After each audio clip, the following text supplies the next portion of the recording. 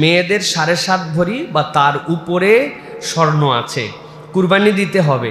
এখন যদি সেই নারীর নিজস্ব কোনো আয় না থাকে তবে সে কিভাবে কুরবানি আদায় করবে? খুব দারুণ একটা প্রশ্ন। অনেক মা বোনদের তারা হচ্ছেন কোনো আয় তাদের এক্সট্রা নাই, কিন্তু স্বামীর কাছ থেকে বিয়ের সময়ে বাবার কাছ থেকে তার স্বর্ণালঙ্কার আছে 7.5 ভরি, তার মানে তিনি সাহেবে নিসাব। এখন এই প্রশ্নের প্রথম উত্তর হচ্ছে, আপনি যদি সাহেবে নিসাব হন, কুরবানি রাখলাম, একটু আটকায় রাখলাম, হ্যাঁ, একটুখানি থুক্কু দিয়ে রাখলাম কুরবানি, এবার বাকিটা আপনার জন্য কি তাহলে জাকাত দেওয়া ওয়াজিব হবে কিনা? হ্যাঁ, ওয়াজিব হবে। আপনি কিভাবে তাহলে জাকাত দিবেন? আপনার তো কোনো টাকা পয়সা নাই। দুইটা হালত, আপনার স্বর্ণালঙ্কারের কিছু অংশ আপনাকে বিক্রি করে দিতে হবে। ও ভাই, এটা আপনি কেন আপনার ভাবতেছেন? 7.5 ভরি আপনার হওয়া মানে 2.5% তো আপনার না। 7.5 ভরির 2.5% তো আপনার না, এটা তো আল্লাহ। 1 লাখ টাকা আপনি মনে করতেছেন 1 লাখ আমার কাছে আছে, আসলে তো 97,500 টাকার মালিক আপনি। আপনি তো 2,500 টাকার মালিক না। আপনি কেন বলতেছেন আমি 7.5 ভরি সোনার মালিক, কোনো টাকা নাই? ওইটার মালিকই আপনি না, ওই অংশ আল্লাহর।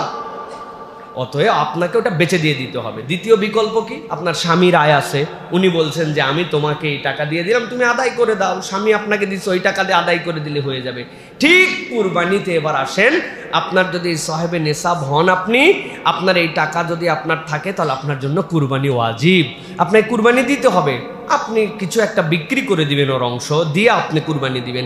অথবা ঠিক একই রকম আপনার হাজবেন্ড আছেন, আল্লাহ তাকে সামর্থ্য দিয়েছেন, তিনি চান না যে আপনি গোল্ডটা বেচেন, তাহলে তিনি আপনাকে একটা অংশ দিয়ে দিলেন, এটা ভালোবাসার মধ্যে হয়ে যাবে, আপনি তখন কুরবানি দিবেন। কিন্তু কোনো অজুহাত দিয়ে যে স্বর্ণালঙ্কার আছে, টাকা নাই, তাহলে কেমনে আমি কুরবানি দিব, অতএব কুরবানি দিলাম না, স্বামী দিলে স্ত্রীর কুরবানি আদায় হয়ে যায়, এই মাসালা বাংলাদেশের অধিকাংশ মহিলাই জানে, তাই না ভাই? যে স্বামী দিলে স্ত্রীর কুরবানি আদায়। বাবা, আপনার অসুস্থ হয়েছিল স্বামী, আপনি নামাজ পড়ে দিয়েছিলেন তখন, না উনার হয়ে রোজা রেখে দিয়েছিলেন উনার হয়ে, তো আপনি উনার নামাজ পড়া যদি না হয়, উনার রোজা যদি না হয়, তা আপনি কেমনে তার কুরবানি আপনি আদায় করে দিচ্ছেন? এইটা তাহলে ক্লিয়ার যে টাকা না থাকলেও আপনি এই পদ্ধতিতে আপনাকে কুরবানি দিতে হবে। আশা করি আপনার উত্তর পেয়েছেন। কুরবানির ঈদের সুন্নাত আমলগুলো কি কি? আমরা যেভাবে গেলে রাসূল সাল্লাল্লাহু আলাইহি ওয়াসাল্লামের মতো যাওয়া এবং আসা হবে, দয়া করে জানাবেন। প্রিয় ভাইয়েরা, কুরবানির ঈদ আমাদের যেটা ঈদুল আদহা, এই ঈদের সবচেয়ে দামি সুন্নাত হচ্ছে রাসূলুল্লাহ সাল্লাল্লাহু আলাইহি ওয়াসাল্লাম এই ঈদে না খেয়ে যেতেন, মুখে কিছু খেয়ে যেতেন না। এবং সুন্নাহ দ্বারা বোঝা যায় ফজরের নামাজের আধা ঘন্টা থেকে 45 মিনিটের মধ্যেই আল্লাহ নবী সাল্লাল্লাহু আলাইহি ওয়াসাল্লাম ঈদুল আজহার জামাত আদায় করে নিতেন। তাহলে ঈদুল আজহার প্রথম সুন্নাত হচ্ছে যারা নামাজে যাবেন তারা না খেয়ে কুরবানি দাতারা যাবেন এবং এই রোজাটা ভাঙবেন, সংক্ষিপ্ত সিয়াম, কুরবানির পশুর গোশত দিয়ে তিনি তার রোজা ভাঙবেন। এখন আপনার নামাজ এমন টাইমে হয়, এরপরে কুরবানি দিয়ে কুরবানির গোশত খুলতে খুলতে এদিকে হয়ে গেছে 2টা। আপনার রোজা মানে কি, এই কষ্ট টষ্ট করে আপনার আরও তো বেগতিক অবস্থা হয়ে যাবে। এই জন্য আর্লি কুরবানির সালাত আদায় করা এটা আমাদের জন্য সুন্নাত। দ্বিতীয় কথা, কুরবানির পশুর একদম সব খোলা লাগবে, খুলে তারপরে একদম ভাগ করে টোরে তারপরে আপনাকে কে বলছে?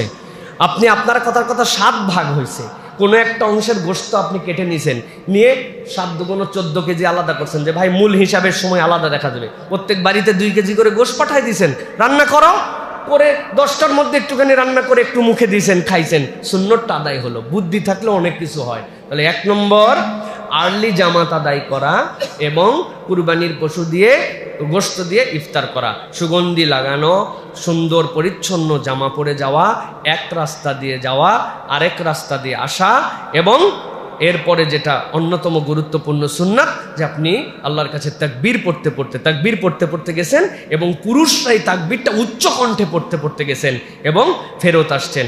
এরপরে আরেকটা সুন্নাত, ওই যে 10 দিন আগে আমরা চুল কাটা নখ কাটা বন্ধ করছি, এরপরে সব কাজ কাম শেষ হওয়ার পরে নিজের নখগুলা কেটে ফেলা, এটা হচ্ছে আমাদের জন্য সুন্নত প্রিয় ভাইরা।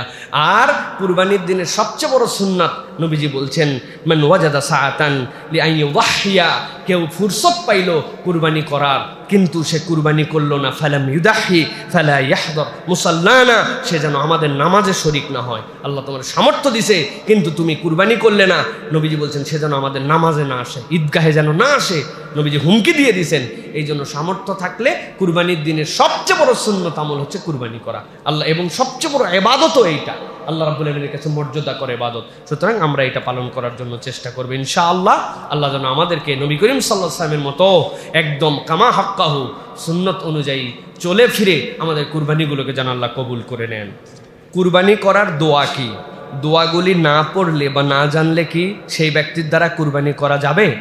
প্রিয় ভাইয়েরা, আমাদের অনেকের ধারণা যে কুরবানি করার জন্য বিশাল কোনো গোপন দোয়া আছে। কেননা আমরা দেখেছি যে যারা কুরবানি করতে আমাদের কাছে আসেন তারা কেবলামুখী দাঁড়ায়া জিজ্ঞাসা করেন, নাম বলেন, বাপের নাম বলেন, আরেকজনের ভাগ বলেন, আর সব শোনার পরে অনেকক্ষণ কি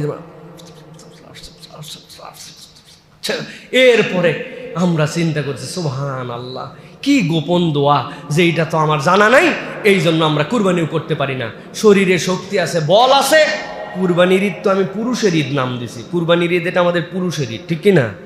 ওই ঈদ তো অনেকের, কিন্তু এটা একদম পুরুষের ঈদ, সব কাজ পুরুষের জন্য করতে হয়। তো আমি আমার টাকা দিয়ে কিনা কুরবানি অন্যজনের কাছে কুরবানি দিতে দিচ্ছি, ব্যাপার কি? হ্যাঁ, আপনি আবেগে আবার উঠে পড়েন না। মুরব্বী মানুষ, চলতে পারে না, ফিরতে পারে না, উনি ওয়াজ শুনে খুশি হয়ে তলবারি ধরে খোঁজ দিয়ে দেখছে যে ফস করে উঠছে, উল্টা দিকে গাইতে গেছে। তার এইরকম না, যার সামর্থ্য আছে তার জন্য নিজের কুরবানি নিজে দেওয়া উত্তম। দোয়াটা কি? দোয়াটা হচ্ছে রাসূলুল্লাহ সাল্লাল্লাহু আলাইহি ওয়াসাল্লাম কুরবানির সময় বলতেন বিসমিল্লাহ, এরপরে আল্লাহু আকবার বলে রাসূলুল্লাহ সাল্লাল্লাহু আলাইহি ওয়াসাল্লাম কুরবানি করতেন। তবে হাদিসের মধ্যে দুই ধরনের বর্ণনা আসছে। এই বিসমিল্লাহ আল্লাহু আকবার বলার আগে অথবা পরে নবী করিম সাল্লাল্লাহু আলাইহি ওয়াসাল্লাম দোয়া করতেন কি? ওয়াজ্জাহতু ওয়াজহিয়া লিল্লাযী ফাতারাস সামাওয়াতি ওয়াল আরদা হানিফা ওয়া মা আনা মিনাল মুশরিকিন। নবী করিম সাল্লাল্লাহু আলাইহি ওয়াসাল্লাম পড়তেন, অথবা পড়তেন ইন্না সলাতি ওয়া নুসুকি ওয়া মাহইয়ায়া ওয়া মামাতি লিল্লাহি রাব্বিল আলামিন। এইটুকু রাসূল সাল্লাল্লাহু আলাইহি ওয়াসাল্লাম পড়তেন। এরপরে বিসমিল্লাহ আল্লাহু আকবার জবাই করার পর রাসূল সাল্লাল্লাহু আলাইহি ওয়াসাল্লাম বলতেন আল্লাহুম্মা লাকা ওয়া মিনকা, অথবা বলতেন মিন মুহাম্মদ ওয়া আলি মুহাম্মদ। আল্লাহ, মুহাম্মদ সাল্লাল্লাহু আলাইহি ওয়াসাল্লামের পক্ষ থেকে আপনার দেওয়া পশুতে আপনার কাছে কুরবানি করলাম। মুহাম্মদ সাল্লাল্লাহু আলাইহি ওয়াসাল্লাম এবং তার পরিবারের পক্ষ থেকে, তার উম্মতের পক্ষ থেকে আপনার কাছে নিবেদন করলাম। কিন্তু জবেহের দোয়া কোনটা ভাই? তাহলে বিসমিল্লাহি, বাস আপনার দোয়া শেষ। এইটুকুর আগে পরে পড়তে পারছেন ভালো, না পড়লেও সমস্যা নাই, কিন্তু এর মধ্যে আলাদা কোনো গোপন দোয়া নাই। আজকে আপনাদের কাছে এই জন্য জবেহের গোপন দোয়া ফাঁস করে দেওয়া হলো। যাদের সামর্থ্য আছে নিজেরা নিজেদের কুরবানি দিব ইনশাল্লাহ, পারবো ইনশাল্লাহ। আর ইন্নী ওয়াজ্জাহতু ওয়াজহিয়া লিল্লাযী, সুন্নত যেহেতু এটা একটু আমার যদি জানা থাকে, তাহলে আল্লাহর কাছে দাঁড়ায় নিবেদন করলাম আপনার জন্য আমার জান, আপনার জন্য আমার প্রাণ, আল্লাহ রাব্বুল আলামিন আপনার জন্যই সালাত, আপনার জন্যই কুরবানি। আল্লাহুম্মা লাকা ওয়া মিনকা, আপনার জন্যই আপনার দেওয়া পশুতে কুরবানি করতেছে। কোনো ব্যক্তির নামে কুরবানি হয় না, ব্যক্তির পক্ষ থেকে আল্লাহর নামে কুরবানি। বিসমিল্লাহি আল্লাহু আকবার, বাস এই কুরবানি আমরা করার জন্য চেষ্টা করি। আশা করি আপনারা এই দোয়া শিখে ফেলছেন ইনশাআল্লাহ, ঠিক না ভাই? আল্লাহ রাব্বুল আলামিন আমাদেরকে করার তৌফিক দান করেন।